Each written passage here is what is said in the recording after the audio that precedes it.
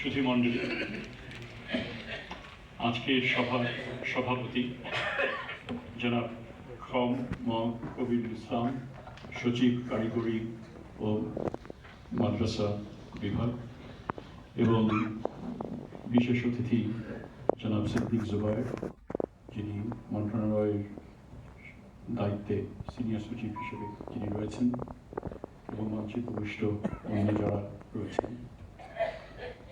প্রাথমিক আমি এটা অত্যন্ত আনন্দিত যে এই ধরনের একটা প্রয়াস, এই প্রয়াসের সঙ্গে এই আজকে যুক্ত হতে পেরে আমার আনুষ্ঠানিকভাবে যে দায়িত্ব আমি নিয়েছি তার কার্যক্রমের সাথে আমি যুক্ত হলাম। মন্ত্রণালয়ের কোনো আনুষ্ঠানিক কার্যক্রমের সাথে আমরা মিটিং করেছি, কিন্তু আনুষ্ঠানিক কার্যক্রমের সঙ্গে যুক্ত হচ্ছি। আমি এটাও জানতে পারলাম যে সরকারের উদ্যোগে এই ধরনের কর্মকাণ্ড আগে সম্ভবত হয়নি। ঠিক, আমি সাধুবাদ জানাচ্ছি যারা এই উদ্যোগ গ্রহণ করেছেন। আপনারা দূর দূরান্ত থেকে এসছেন এই রমজানের মধ্যে, নিশ্চয়ই কষ্ট হয়েছে। তারপরেও এই যে একটা বিশেষ ধারার যে শিক্ষা ব্যবস্থা, সেটাকে কিভাবে আরো গতিশীল করা যায়, সেটাকে কিভাবে আরো যে চাহিদা অনুযায়ী, যুগের চাহিদা অনুযায়ী, ছাত্রছাত্রীদের চাহিদা অনুযায়ী ঢেলে সাজানো যায়, তার জন্য রাষ্ট্র কি করতে পারে, তার জন্য নাগরিক সমাজের কি ভূমিকা, এই বিষয়গুলো নিয়ে আপনারা সারাদিন ব্যাপী আলাপ আলোচনা করবেন। এবং এটা খুবই প্রয়োজন একটা বিষয়, কারণ লক্ষ লক্ষ ছাত্রছাত্রী তারা এখানে আসছে, এবং সাধারণভাবে বলা যেতে পারে, আমাদের ভুল হতে পারে, কিন্তু সাধারণভাবে ধারণা যে অপেক্ষাকৃত অসচ্ছল যে যাদের দায়িত্ব রাষ্ট্র ওই পর্যন্ত সম্পূর্ণভাবে নিতে পারছে না, তাদের দেখভালের দায়িত্ব আপনারা নিচ্ছেন। তাদের লালন পালনের, তাদের নৈতিক গঠন, তাদেরকে যোগ্য নাগরিক হিসেবে গড়ে তোলার যে দায়িত্ব, সেটা আপনাদের হাতে পড়তেছে। এবং এটা আমি অত্যন্ত আনন্দিত যে আপনারা সেই অঙ্গীকার থেকেই আজকে আপনারা এখানে এসেছেন। আমরা জানি যে মাদ্রাসার একটা সুবর্ণ একটা ইতিহাস রয়েছে, এবং সেই ইতিহাসের দিকে যদি আমরা তাকাই, আমার আরেকটা কথা আমার যেটা বলার প্রয়োজন ছিল প্রথমে, যেহেতু আমি জানি, সেটা হচ্ছে যে আমরা আজকে যে দেশে বাস করছি, সেই দেশ যে প্রতিষ্ঠার ক্ষেত্রে যে মহান মুক্তিযুদ্ধ, সেই মুক্তিযুদ্ধে যারা শহীদ যারা হয়েছিলেন, যারা নানাভাবে পঙ্গুত্ব বরণ করেছেন, আহত হয়েছেন, নারীরা নানান রকমভাবে তারা তাদের সম্ভ্রম হারিয়েছেন, তাদেরকে আমরা আজকের এই আলোচনার মধ্যে, দেশ গঠনের যে কোনো আলোচনার সাথে আমরা তাদেরকে স্মরণ করি, সশ্রদ্ধ চিত্তে স্মরণ করি। আমরা এটাও স্মরণ করি যে দেশ গঠনের পর থেকে পরবর্তী কালে গণতান্ত্রিক আন্দোলনে যারা শহীদ হয়েছেন, যারা নানানভাবে সফর করেছেন, তাদের অবদানও আমরা পেশ করি।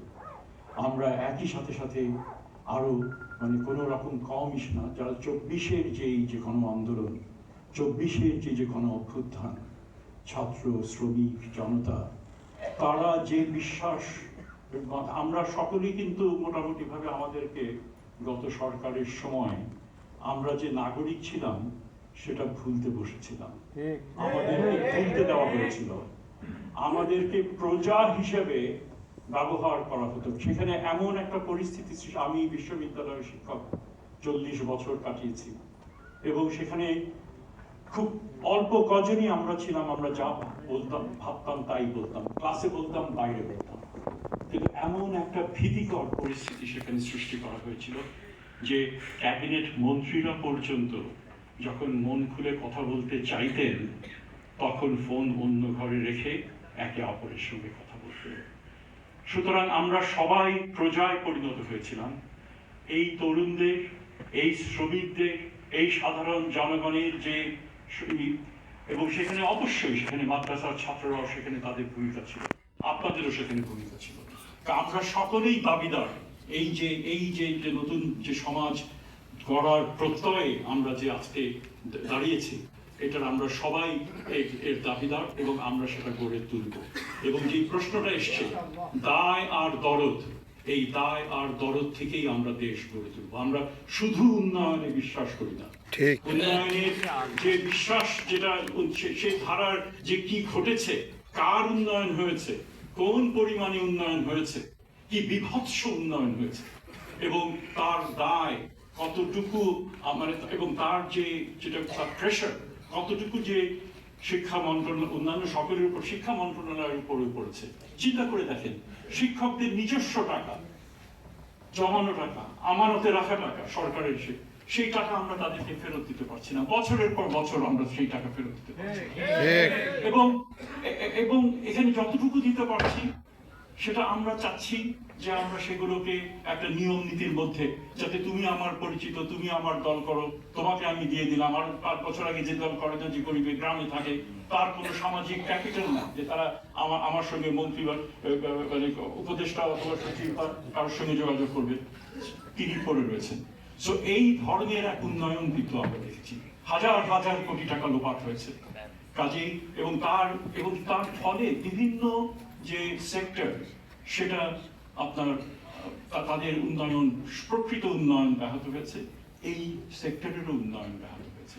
সুতরাং আজকে যখন আমরা এই ধরনের আলোচনার বসি, আমাদের এই প্রেক্ষিতটা মনে রাখতে হবে যে আবার আমরা সুযোগ পেয়েছি নতুন করে চিন্তা ভাবনা করার, আবার আমরা সুযোগ পেয়েছি একটা ন্যায়নিষ্ঠ সমাজ প্রতিষ্ঠা করার, আবার আমরা একটা সুযোগ পেয়েছি যে প্রতিটি নাগরিক তারা ইকুয়াল। এখানে সমতার যে বিষয়টা, সেটা আমাদেরকে সেটাকে বিশেষভাবে মনে রাখতে হবে। আমি যেটা বলছিলাম যে মাদ্রাসার ইতিহাস যদি আমরা আমরা আমরা আমরা সেখানে যদি পুরোই, সেটা আমি যাবো না, সলিমুল্লাহ খান বিশিষ্ট, উনি নিশ্চয়ই সেখানে করবেন। এখানে যে সুশাসন, সংস্কার এবং যে এগুলো যে করা, সেটা যে প্রয়োজন হয়ে পড়েছে, সেটা আমরা সবাই মনে করি। 3 ধারায় আমাদের দেশের শিক্ষা ব্যবস্থা চলছে, বাংলা, ইংরেজি, মাদ্রাসা। এবং এখানে মাদ্রাসা শিক্ষা কিন্তু মূলত আরব বণিকরা যারা এসেছিলেন, প্রথমে তার সূত্রপাত, তার সঙ্গে একটা সমাপ্ত মাদ্রাসা তারপর থেকেই এই অঞ্চলে প্রতিষ্ঠা লাভ করা শুরু করে। এবং মোহাম্মদ ঘুরির যে ভারত বিজয়ের পরে ইতিহাস জানা মতে 1192 সালে আজমিরে প্রথম রাষ্ট্রীয় পৃষ্ঠপোষকতায় মাদ্রাসা সেখানে প্রতিষ্ঠিত হয়। মোগল আমলে যেটা আমরা দেখি, সেখানেও ব্যাপক সরকারি পৃষ্ঠপোষকতা কিন্তু মাদ্রাসার ব্যাপারে ছিল। সেখানে আধুনিক জ্ঞান বিজ্ঞানের চর্চার ক্ষেত্র ছিল এই মাদ্রাসা।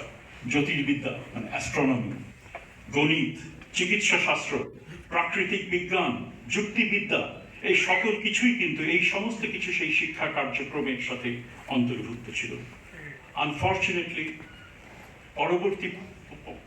পরবর্তী সময়ে একটা বিশেষ খাতে এই যে বৃহত্তর যে পরিসর, এই পরিসর থেকে মাদ্রাসার শিক্ষা একটু অন্য খাতে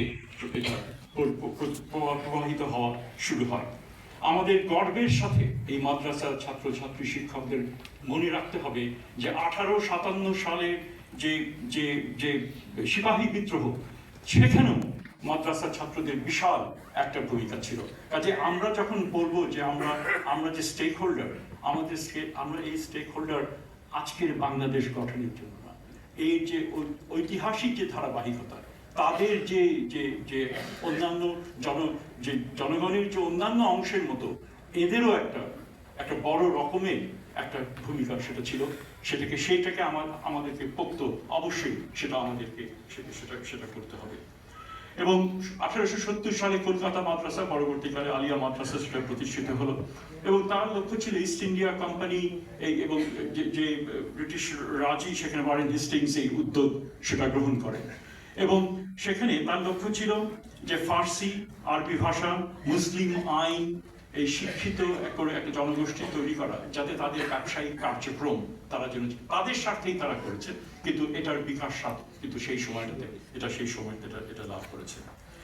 এবং বাংলাদেশের জন্মের সময় আমরা দেখি যে খুব মাদ্রাসা সেই রকম প্রসার কিন্তু ছিল না। পরবর্তীকালে আমরা দেখি তার একটা বিশাল ব্যাপ্তি এবং প্রসার সেটা ঘটে, এবং 30-32 লক্ষ ছাত্রের একটা এই সংখ্যাটা তারা দিতে পারবেন মঞ্চে যারা উপবিষ্ট। বড় দাগে 30-40 লাখ ছাত্রছাত্রী এখানে রয়েছে, বিভিন্ন ধারায় 2 লাখের মতো শিক্ষক সেখানে রয়েছে। কাজেই এখন আমাদেরকে এই যে আমি আসি আজকের ক্ষেত্রে, আমাদের ভূমিকাটা কি? ভূমিকাটা হচ্ছে মেধা, যোগ্যতা, সময় এবং সুযোগের সদ্ব্যবহার। আমি সব জায়গায় যেটা বলি, আমাদের পাবলিকের টাকায় কিন্তু আমাদের এই সমস্ত প্রতিষ্ঠান চলছে। কাজে এই প্রতিষ্ঠানগুলো যেন এই যে এক্সপেন্সেস, এইগুলোর যেন সদ্ব্যবহার করা হয়। কাজে সেই কারণেই আমরা আজ আলাপ আলোচনার মাধ্যমে, আপনারা আলাপ আলোচনার মাধ্যমে দেখবেন যে কি করে এই রিসোর্সগুলো কোন খাতে, কিভাবে, কোন দিকে আমরা এটাকে ব্যয় করব, এবং কি আমাদের দায়িত্ব সেখানে। ছাত্রছাত্রীদের দায়িত্ব কি, শিক্ষকদের দায়িত্ব কি, আমরা যারা প্রশাসনে যুক্ত রয়েছি আমরা সেই দায়িত্ব পালনে কিভাবে আপনাদেরকে ফ্যাসিলিটেট করতে পারবো। এখানে শব্দটা কিন্তু ক্রিটিক্যাল, এটা হচ্ছে ফ্যাসিলিটেশন, এবং এখানে শাসনের কোনো এখানে বিষয় না, এটা হচ্ছে ফ্যাসিলিটেশন। কারণ স্টেক হোল্ডার যেরকম আপনি, সেরকম ছাত্রছাত্রীরা, সেরকম আপনারা, সেরকম অভিভাবকরা। কাজে সকলে মিলেই আমাদেরকে কিন্তু এখানে নিয়ে আসতে হবে, এবং বিশেষ করে এই দায়িত্বটা আমাদের উপরে আরো বেশি বর্তায়। আমি আগেই বলছি, অপেক্ষাকৃত যারা সুবিধা বঞ্চিত জনগোষ্ঠী, যাদের ভয়েস নাই, যাদের বক্তব্য রাখার সুযোগ, ফোরাম নাই, তারাই কিন্তু এখানে আপনাদের সাথে তারা মূলত আপনারা তাদেরই দেখভাল করছে। কাজেই রাষ্ট্রের যে দায়িত্ব পালনের ক্ষেত্রে একটা বড় একটা সহায়ক শক্তি হিসেবে আপনারা কাজ করছেন। কাজেই আমরা যেন সঠিকভাবে কাজটা সম্পন্ন করতে পারি, সেই ব্যাপারে আপনারা আলোচনা করবেন। সমাজ জীবনে তারা যেন উপযুক্ত ভূমিকা রাখার জন্য, মানে এটা যেন যোগ্য এবং সক্ষম, যেটা সেক্রেটারি সাহেব তার বক্তৃতাতেও যেটা বলেছেন, যে কর্মক্ষমতা তাদের জন্য বাড়ে, তাদের স্কিল যেন বাড়ে, সেটা আমাদেরকে সেটা করতে হবে। উচ্চতর পর্যায়ে কারিগরি এবং পেশাগত প্রশিক্ষণের মাদ্রাসা শিক্ষাকে যুক্ত করার জন্য কার্যকরী পদক্ষেপ কি হতে পারে, সেটাও আপনারা নির্ধারণ করবেন, আশা করি আমরা এই আলোচনার মাধ্যমে। এখানে অবাস্তব কল্পনা, মানে বিলাসী যে না হয়ে আমাদের বাস্তবায়ন, কারণ সরকারের রিসোর্স যতই থাকুক না কেন, প্রয়োজনের তুলনায় এটা অত্যন্ত মানে অপ্রতুল। কাজে সেই ক্ষেত্রে বাস্তবায়ন যোগ্য কোনটাকে আমার প্রায়োরিটি দিতে হবে, সেই প্রায়োরিটিটা আমরাও নিজেদের মধ্যে সেটা চেষ্টা করছি নির্ধারণ করতে। আপনারাও আমাদের সেই এক্সারসাইজকে আপনারাও সেখানে সহায়তা করবেন বলে আমরা মনে করি। কাজে একটা ন্যায়নিষ্ঠ, বিজ্ঞান ভিত্তিক, আধুনিক, প্রযুক্তি নির্ভর একটা শিক্ষা ব্যবস্থা, সেটা আমাদেরকে গড়ে তুলতে হবে। এবং যেটা বলেছিলাম যে এই যে একটা বিরাট যে ঐতিহ্য মাদ্রাসা শিক্ষা, যেখানে অ্যাস্ট্রোনমি থেকে শুরু করে যুক্তিবিদ্যা সমস্ত কিছু শিখে যেখানে পড়াতে হতো, সেই ধারায় আমাদেরকে যেতে হবে। এটা নতুন কোনো কথা কিন্তু যারা বলছেন তারা বলছেন না, তারা সেই আলোকিত যে আমাদের ব্যবস্থা ছিল সেটাকে আমরা আরো পুনরায় আমরা সেই দিকে যাবো বলে আমরা মনে করি সংকীর্ণ সাম্প্রদায়িকতা নয়, উদার মানবিকতাই হোক সমস্ত শিক্ষা, ইনক্লুডিং মাদ্রাসা শিক্ষার মূল মন্ত্র।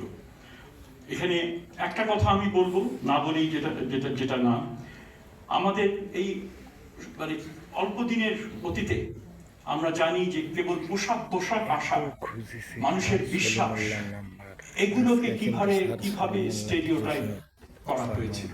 রাস্তাঘাটে চলাফেরা, বাসে ওঠা, এক ডিস্ট্রিক্ট থেকে অন্য ডিস্ট্রিক্টে যাওয়া, ধরে নেওয়া হতো আপনি হচ্ছেন বিশেষ ভাবধারায়, বিশেষ মানে উগ্র গোষ্ঠী, আপনারা হচ্ছেন সমর্থক। সেটা কমপ্লিটলি আনএক্সেপ্টেবল, সেটা ছিল না।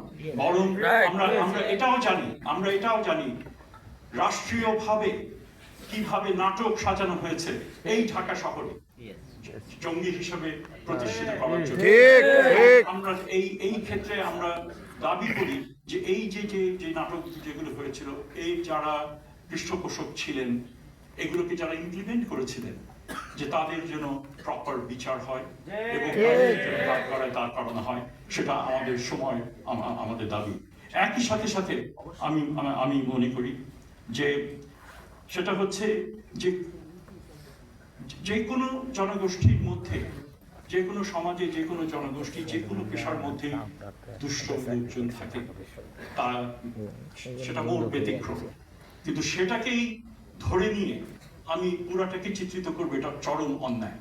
অবশ্যই এই সরকারের তরফ থেকে আমরা নিশ্চিত করতে চাই যে সেই ধরনের আমরা সেটা লালন করি না। বাট একই সাথে সাথে আমাদের মনে রাখতে হবে দেশের আইনকে সমুন্নত রেখে, আমরা মনে করি সমুন্নত রেখে যে দায়িত্বগুলো আমাদের উপরে বর্তায়, নাগরিক হিসেবে আমার অনেক দায়িত্ব রয়েছে, তার একটা অন্যতম দায়িত্ব রয়েছে যে ভিন্ন সম্প্রদায়ের লোককেও আমি যেন ইকুয়াল ভাবতে পারি, আমি তার অধিকার যেন রক্ষার ক্ষেত্রে আমি যেন সচেষ্ট হই, আমি যেন সংবেদনশীল থাকি, আমি নারীর অধিকার রক্ষার ক্ষেত্রে আমি যেন সংবেদনশীল থাকি। এই বিষয়গুলো কিন্তু সকলের উপরে পড়ে। দু একটা ঘটনা ঘটেছে যেখানে মাদ্রাসার মধ্যে অপকর্ম হয়েছে, জাতীয়ভাবে সেটা প্রচারিত হয়েছে। আমি আপনাদের কাছে অ্যাপিল করব যে এখানে বিশেষ করে যারা মাদ্রাসা অ্যাডমিনিস্ট্রেশনের সঙ্গে যুক্ত রয়েছেন, এর কোনো রকমের এগুলোকে প্রশ্রয় দেওয়া, এই অন্যায়গুলোকে, এই অপরাধগুলোকে, এবং কোনো রকমের কোনো জাস্টিফিকেশন এখানে যেন না থাকে। এই ক্ষেত্রে কঠিনভাবে আইন যেন প্রয়োগ করা হয়, সেটা এখানে কোনো কিছুর লেবাজে আপনারা বলবেন যে এই যুক্তি সেই যুক্তি না। অন্য অপরাধী যেভাবে অপরাধ করলে যেই ধরনের আপনার বিচার হয়, এই ক্ষেত্রেও এক্স্যাক্টলি সেটাই যেন হয়। এই দায়িত্ব শুধু রাষ্ট্রের না, এই দায়িত্বের আপনাদের উপর বর্তায়। কোমলমতি ছাত্রছাত্রীরা বিভিন্ন সময় নানান রকমের পীড়নের শিকার হয়, সেটা আমরা বিভিন্ন সূত্রে জেনেছি। সেটা মাত্রা কত আমরা জানি না, কিন্তু আপনারা জানেন। যদি সেগুলো রিপোর্টেড না হয়, সেই রিপোর্টিং করার দায়িত্বও কিন্তু আপনাদের সহকর্মীকে প্রোটেকশন করা। যদি সেগুলো করেন, আপনারা দেখবেন যে সমাজে আপনাদের অবস্থা অ্যাজ টিচার্স কোন একটা বিশাল একটা অবস্থানে আপনারা নিজেদেরকে নিয়ে যেতে পারবেন। আমি শুধু আপনার বলতে খালি আপনারা যেহেতু মাদ্রাসার যেটা রয়েছেন এই কথা, ঢাকা বিশ্ববিদ্যালয়ে আমি শিক্ষকতা করেছি, গণরুমের নামে কি করা হয়েছে, এবং সেখানে কমপ্লিসিট ছিল অ্যাডমিনিস্ট্রেশন। বছরের পর বছর ধরে সেগুলো করা হয়েছে। ছাত্রছাত্রীরা ক্লাসে এসে তারা ঘুমাতো, যখন জিজ্ঞেস করছে কি হচ্ছে, তুমি ঘুমিয়ে পড়ছো কেন, স্যার রাত সকাল 3টা পর্যন্ত আমাদেরকে প্যারেড করিয়েছে, আমাদেরকে মানে তাদের যে নেতা তাদেরকে কিভাবে সম্মান করতে হয়, আর কোনো কাজ যদি না থাকে পুরো তুমি দৌড়াও, না হলে নেক্সট ডেতে তোমার এখান থেকে সিট থেকে বের করে দেবো। এইরকম অন্যায়, এছাড়া ফিজিক্যাল টর্চার উন্নত রয়েছে, সেটা কোনো অংশে কম না। ওই ধরনের বাস্তবতায় আমরা উই ওয়ার অল কমপ্লিসিট, কারণ এগুলোর প্রতিরোধ আমরা করিনি। কাজে এটা আমি যখন আপনাদেরকে কথা বলছি, আমি কিন্তু আমাদেরকে ছেড়ে কথা বলছি না, আমরা সবাই, যেহেতু আপনারা রয়েছেন আপনাদেরকে আমরা এটা বলছি। কাজেই সেই ক্ষেত্রে আমি শেষ করি এই কথা বলে যে আজকে আমরা যেটা বলছিলাম যে ভবিষ্যৎ প্রজন্মে যে লালন করার যে দায়িত্ব আপনারা যেটা নিয়েছেন, এবং তার অন্যতম দিক হচ্ছে তাদের যে সহজাত প্রবৃত্তি, তাদের যে ট্যালেন্ট, ইনহেরেন্ট ট্যালেন্ট, সেগুলো যেন বিকশিত হয়। তাদেরকে চাপিয়ে দেয়া যে কারিকুলাম দিয়ে, সেটা থাকবে, নির্দিষ্ট কারিকুলাম অবশ্যই থাকবে, কিন্তু তাদেরকে তাদের যে চিন্তা ভাবনা কল্পনা, এগুলো যেন মুক্ত বিহঙ্গের মতো সেগুলো যেন তারা বিকশিত করতে পারে, সেই দায়িত্ব আপনাদেরকে নিতে হবে। কাজে প্লিজ আপনারা আজকে যখন সারাদিন আলাপ আলোচনা করবেন, ডেলিবারেট করবেন, একটা শিশুর কি প্রয়োজন সেই চোখে আপনাদেরকে দেখতে হবে। এবং এটা আমার জ্ঞান দেওয়া হচ্ছে না, আমি নিজে মনে করি যে আমরা শিক্ষক হিসেবে একেবারেই আমরা যুবকদের হ্যান্ডেল করেছি, কোনোদিন তাদের চাহিদা আমরা নিরূপণ করতে পারিনি। 40 বছর শিক্ষকতা করেছি, কোনো ক্ষেত্রে তাদের ব্যাপারে সমব্যথী হয়েছি, সহমর্মিতা জ্ঞাপন করেছি, কিন্তু তলিয়ে দেখতে চেষ্টা করিনি তাদের আসল চাহিদাগুলো কি। লেখাপড়ার বাইরেও একটা জগৎ, বৃহত্তর জগৎ রয়েছে, সেই জগৎকে তারা কিভাবে দেখে এবং সেটাকে কিভাবে সে নিজের অবস্থান সেখানে তৈরি করে নিতে চায়, এবং সেখানে কিভাবে শিক্ষা ব্যবস্থা তার সহায়ক শক্তি হিসাবে কাজ করে, সেগুলো কখনই আমাদের চিন্তা ভাবনার মধ্যে আসেনি। আমরা অল্প সময়ের জন্য এই সরকার আছে, একটা গুরু দায়িত্ব আমার উপরে পড়েছে, আমরা একটা টিম হিসাবে কাজ করব, এবং এই টিম বলতে শুধু সরকারের না, বাইরেও যারা রয়েছেন চিন্তা ভাবনা করেন শিক্ষা নিয়ে, তাদের সঙ্গে যোগাযোগ করে আমরা চেষ্টা করবো যতটুকু ন্যূনতম এই অল্প পরিসরে কিছু পরিবর্তন আনা যদি সম্ভব হয় সেগুলো নিব। আর এছাড়া যতটুকু দায়িত্ব যার যার ক্ষেত্রে আমরা অবশ্যই সেটা সঠিকভাবে আমরা সেটা পালন করব, যাতে এই যাদেরকে নিয়ে আমাদের আজকের এই আয়োজন, সেই শিশু কিশোর, তাদের ভবিষ্যতে যেন মানে যে অতীতে যে নেগলেক্ট তাদেরকে করা হয়েছিল তার পরিসমাপ্তি ঘটিয়ে নতুন দিগন্তের দিকে যেন আমরা সকলে একসাথে কাজ করতে পারি, এটা বলে আমি ধন্যবাদ। ধন্যবাদ মাননীয় শিক্ষা